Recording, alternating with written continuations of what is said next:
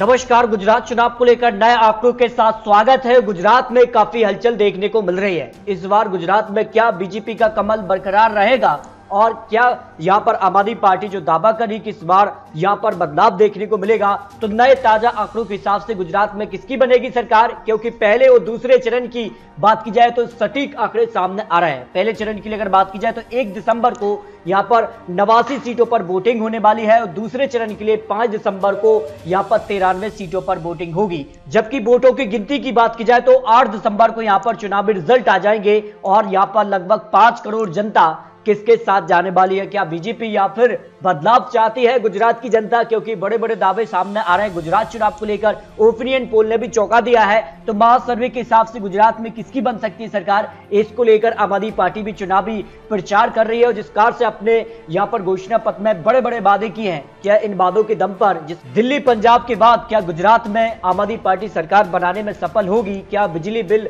और यहां पर बेरोजगारी को लेकर जो बड़े बड़े वादे किए गए, इन वादों के दम पर क्या गुजरात में आम आदमी पार्टी सरकार बनाएगी या फिर बीजेपी और कांग्रेस में ही कड़ी टक्कर देखने को मिलेगी? क्योंकि 2017 में बीजेपी कांग्रेस में ही कड़ी टक्कर देखने को मिली थी। कांग्रेस ने यहां पर बात की जाए तो 77 सीट, बीजेपी ने 99 सीटें हासिल की थी। और इस बार क्या आम आदमी पार्टी तीसरी पार्टी बनेगी या फिर बीजेपी के लिए यहां पर बड़ा सिरदर्द बनने वाली है आम आदमी पार्टी? क्या कुछ आंकड़ा बनेगा? अजुद्दीन ओबीसी क्या मुस्लिम वोट बैंक काटने में सफल होंगे? क्योंकि माना जाता है कि कहीं ना कहीं इसको लेकर क्या महत्वपूर्ण आंकड़े हैं। 92 सीटों पर पूर्ण बहुमत सरकार आती है तो किसकी यहां पर सरकार बन सकती है और कितने आंकड़े किसके पक्ष में जा सकते हैं, इसको लेकर कुछ महत्वपूर्ण आंकड़े सामने आ रहा है। बात की जाए 12 से 5 सीटें हैं तो यहां पर बीजेपी को 3 सीट, कांग्रेस को 2 सीटें, आम आदमी पार्टी यहां पर 0 सीट आ सकती है। जूनागढ़ की 5 सीटों की बात की जाए तो भाजपा को यहां पर 2 सीटें, जबकि आम आदमी पार्टी यहां पर भी 0 सीट। कांग्रेस यहां पर कड़ी टक्कर दे सकती है, 3 सीटों पर कांग्रेस को जीत मिल सकती है। राजकोट की 8 सीट की बात की जाए तो भाजपा को 4 सीट, आम आदमी पार्टी यहां पर अपना खाता खोल सकती है। कांग्रेस को यहां पर 3 सीटें मिलने का अनुमान यहां पर ओपिनियन पोल लगा रहा है। यहां पर बात की जाए तो दाऊद की 6 सीटों में से भाजपा को 2 सीटें, आम आदमी पार्टी यहां पर भी अपना खाता खोल रही है। कांग्रेस को भी यहां पर 2 सीटें। भाजपा कांग्रेस में कड़ी टक्कर गुजरात में यहां पर दाऊद के लिए यहां पर देखने को मिल सकती है। बनासकांठा की 9 सीटों की बात की जाए तो भाजपा को यहां पर 5 सीटें, सबसे ज्यादा सीटें मिल रही है। आम आदमी पार्टी यहां पर भी खाता खोल सकती है। कांग्रेस को यहां पर 3 सीटों पर जीत मिलने की संभावना दिखाई दे रही है। महिसागर के 3 सीटों की बात की जाए तो भाजपा को 2 सीटें, आम आदमी पार्टी 0 सीट और कांग्रेस को यहां पर 1 सीट पर जीत मिलने की संभावना दिखाई दे रही है। जामनगर की 5 सीटों की बात की जाए तो यहां पर भाजपा को 1 सीट, आम आदमी पार्टी 0 सीट और कांग्रेस यहां पर जबरदस्त 4 सीटों पर जीत हासिल कर सकती है। कांग्रेस को यहां पर बढ़त देखने को मिल सकती है, जो अनुमान ओपिनियन पोल ने लगा है। जबकि गांधीनगर की 5 सीटों में से भाजपा को 4 सीट, आम आदमी पार्टी यहां पर 0 सीट और कांग्रेस को 1 सीट, यानी भाजपा यहां पर गांधीनगर में जबरदस्त यहां पर बढ़त बना सकती है 4 सीटों पर, जो अनुमान यहां पर लगाया गया है। अमरेली की 5 सीटों की बात की जाए तो भाजपा को 2 सीटें, आम आदमी पार्टी यहां पर 0 सीट, कांग्रेस को यहां पर 3 सीटों पर बढ़त मिलने का अनुमान ओपिनियन पोल लगा रहा है। महसाणा की बात की जाए तो यहाँ पर 7 सीटें हैं और भाजपा को 4 सीटें सबसे ज्यादा, कांग्रेस को यहाँ पर 2 सीटें, आम आदमी पार्टी 1 सीट पर यहाँ पर खाता खोल सकती है, जो अनुमान ओपिनियन पोल ने नए आंकड़ों के साथ लगा है। आनंद की 7 सीटों की बात की जाए तो भाजपा को सबसे ज्यादा 4 सीटें, आम आदमी पार्टी 0 सीट और कांग्रेस को यहाँ पर 3 सीटों पर जीत मिलने का अनुमान यहाँ पर दिखाई दे रहा है। वलसाड की 5 सीटों की बात की जाए तो भाजपा को 3 सीट, आम आदमी पार्टी यहाँ पर 0 सीट और कांग्रेस को 2 सीटों पर जीत मिलने का अनुमान यहाँ पर ओपिनियन पोल ने लगाया है, जो यहाँ पर नए आंकड़े सामने आ रहे हैं। कच्छ की 6 सीटों में से भाजपा को 3 सीटें, आम आदमी पार्टी 1 सीट और कांग्रेस को 2 सीटों पर जीत मिलने का अनुमान यहाँ पर दिखाई दे रहा है। मोरबी की 3 सीटों में से बीजेपी को यहाँ पर 2 सीटें, आम आदमी पार्टी 0 सीट और कांग्रेस को 1 सीट पर यहाँ पर जीत मिलने की संभावना यहाँ पर दिखाई दे रही है। बात की जाए सूरत की 16 सीटें हैं और भाजपा को सबसे ज्यादा 9 सीटें, आम आदमी पार्टी को 1 सीट और कांग्रेस को करीब 6 सीटों पर जीत मिलने का अनुमान यहाँ पर दिखाई दे रहा है, जो यहाँ पर एग्जिट पोल के अनुमान सामने आ रहे हैं। भावनगर की 7 सीटों में से बात की जाए तो भाजपा को 4 सीट, आम आदमी पार्टी 1 सीट और कांग्रेस को 2 सीटों पर बढ़त मिलने का अनुमान यहाँ पर दिखाई दे रहा है, जो यहाँ पर नए आंकड़े सामने आ रहे हैं। सुरेंद्रनगर की 5 सीटों की बात की जाए तो भाजपा को 3 सीटें, आम आदमी पार्टी यहाँ पर 0 सीट, कांग्रेस को 2 सीटों पर जीत मिलने की संभावना हो सकती है।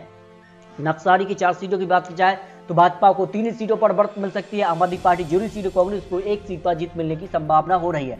इस तरह से अगर बात की जाए गिर सोमनाथ की 4 सीटें हैं तो भाजपा को 2 सीटें, आम आदमी पार्टी 0 सीट, कांग्रेस को 2 सीटें, यानी यहाँ पर बिल्कुल बराबर की टक्कर यहाँ पर ताजा आंकड़ों के हिसाब से हो सकती है। गांधीनगर की 5 सीटों की बात की जाए तो यहाँ पर बीजेपी को 2 सीटें, कांग्रेस को 3 सीटें मिल सकती हैं। साबरकांठा की 4 सीटों में से बीजेपी को 3 सीटें, कांग्रेस को 1 सीट पर जीत मिलने की संभावना दिखाई दे रही है। पाटन से 4 सीटें हैं, बीजेपी को 3 सीटें, आम आदमी पार्टी 0 सीट और अन्य के खाते में 0 सीट, कांग्रेस को 1 सीट पर बढ़त मिलने का अनुमान ओपिनियन पोल ने लगाया है। छोटाउदेपुर की 3 सीटों में से बीजेपी को 1 सीट, आम आदमी पार्टी 0 सीट और कांग्रेस के पक्ष में 2 सीटों पर बढ़त मिलने की संभावना दिखाई दे रही है। सबसे महत्वपूर्ण है अहमदाबाद, क्योंकि सबसे ज्यादा 21 सीटें आती हैं और भारतीय जनता पार्टी यहाँ पर 11 सीटों पर जीत मिलने की संभावना दिखाई दे रही है।